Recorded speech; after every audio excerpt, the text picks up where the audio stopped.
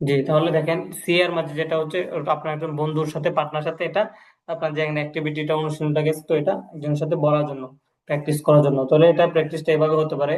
তো আপনি কি করলেন, একজন প্রথমে জিজ্ঞেস করলেন যে কি হাই বা হ্যালো, ডু ইউ নো, মানে ডু ইউ নো, তুমি কি জানো, হাউ টু ইউজ থার্মোমিটার, যে থার্মোমিটার কিভাবে ব্যবহার করতে হয়। হাই, তুমি কি জানো থার্মোমিটার কিভাবে ব্যবহার করতে হয়। আরেকজন উত্তর দিল no, I don't know. I know, I don't know. Know knew known মানে হচ্ছে জানা। তাহলে উত্তর দিচ্ছে নো, আই ডোন্ট নো, না আমি জানি না, না আমি জানি না। Please tell me, please tell me, দয়া করে আমাকে বলো। প্লিজ টেল মি, দয়া করে আমাকে বলো। তারপর হচ্ছে সে আবার বলতেছে তাহলে কিভাবে, যে first you have to shake it well, যে প্রথমে এটিকে ভালোভাবে জাগাতে হবে। যে first you have to shake it well, মানে প্রথমে এটিকে ভালোভাবে জাগাতে হবে। তো হচ্ছে বাট ওয়াই, কিন্তু কেন, সে বলতেছে, পরের জনকে বলতে পারেন যে to take the marker line, marker line no, যে পার্টদের রেখার যে নিচে যে রেখাটা সেটা জানার জন্য। তো এখানে এটা এটা লিখতে হয়ে যাবে। আপনি এখান থেকে এটা এটা ওই উপরেরটা পড়েন তাহলে হবে, এখানে এটা লিখতে হবে না। তারপর এখান থেকে একটা ডাজেন্ট এর ব্যবহার আছে, ওই যেটা হচ্ছে আপনার ডাজেন্ট এর ব্যবহারটা এই যে এখানে আসবে, এই যে ডিএর অনুশীলন থেকে। পরে এখান থেকে আপনার ডাজেন্ট এর ব্যবহারটা কি করতে হবে, এখান থেকে লিখতে হবে যে ডাজ দিয়ে যেটা আর ডোন্ট দিয়ে যেটা। ডাজ হচ্ছে আপনার ডাজেন্ট,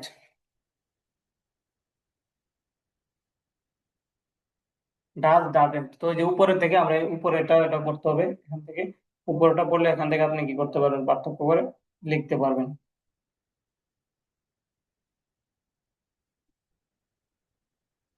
জি, তো খেয়াল করেন এখানে, তো ওই যে উপরে যেটা বললাম, তো ওটা হচ্ছে একটা মানে আপনার বন্ধুর সাথে এখানে মানে এই বিষয়টা প্র্যাকটিস করার জন্য, যে এখানে যে কিভাবে থার্মোমিটার ব্যবহার করে এটা প্র্যাকটিস করার জন্য বলা হয়েছে।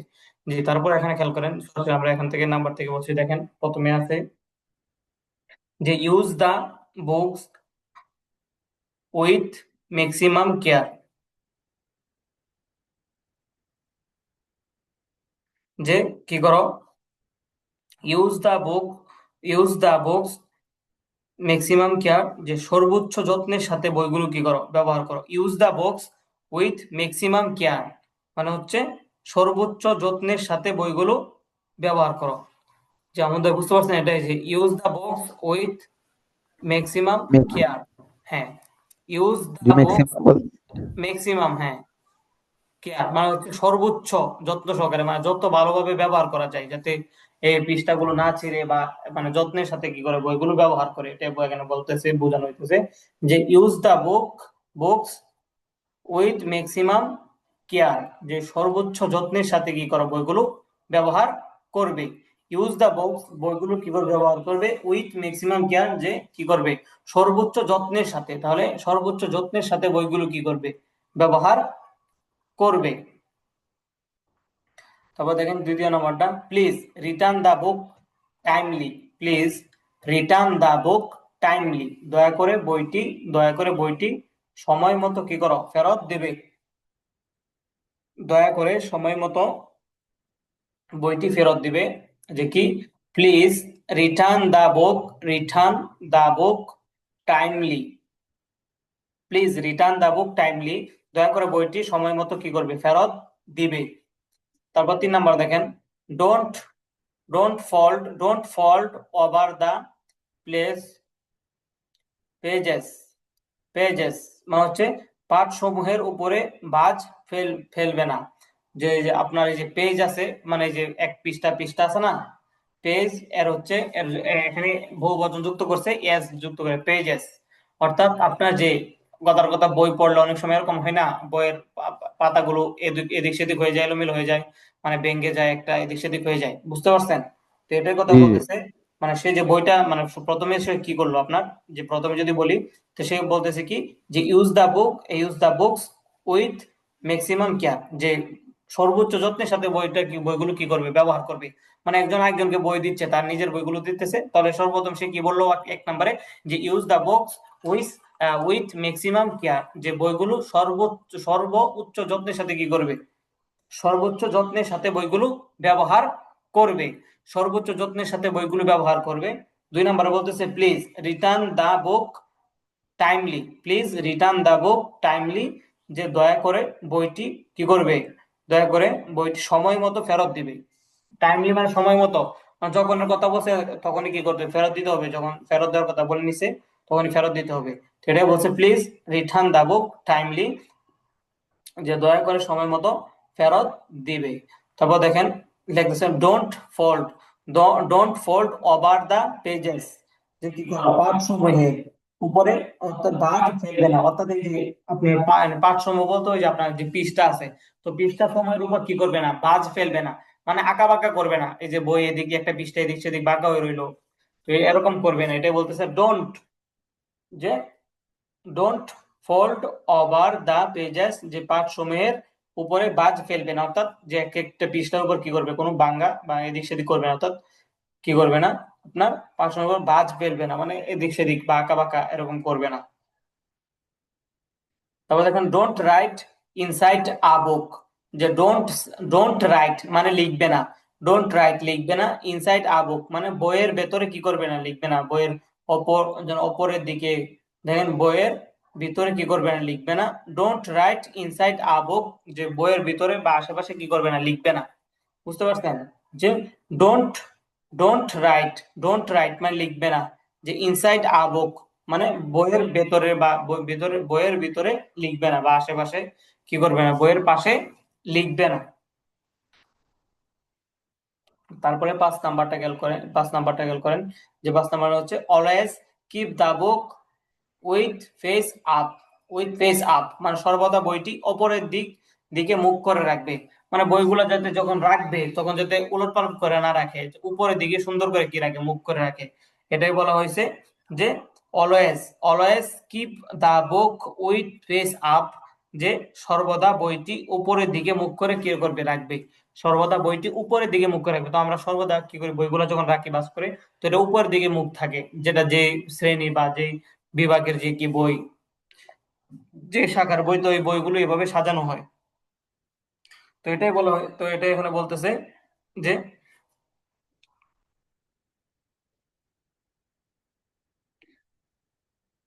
জি, তো এখানে 5 নম্বরে বলতেছিলাম যে always keep the book with face up, যে সর্বদা বইটি উপরের দিকে মুখ করে রাখবে।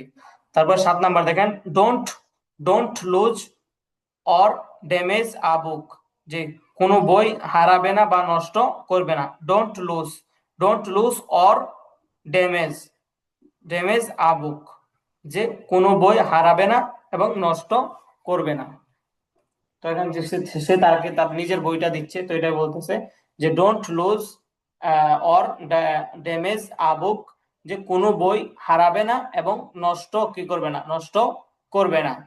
তারপর হচ্ছে দেখেন pay your library fees regularly, যে নিয়মিত তোমার যে গ্রন্থাগার এর ফিস ফিস কি করবে, পরিশোধ করবে।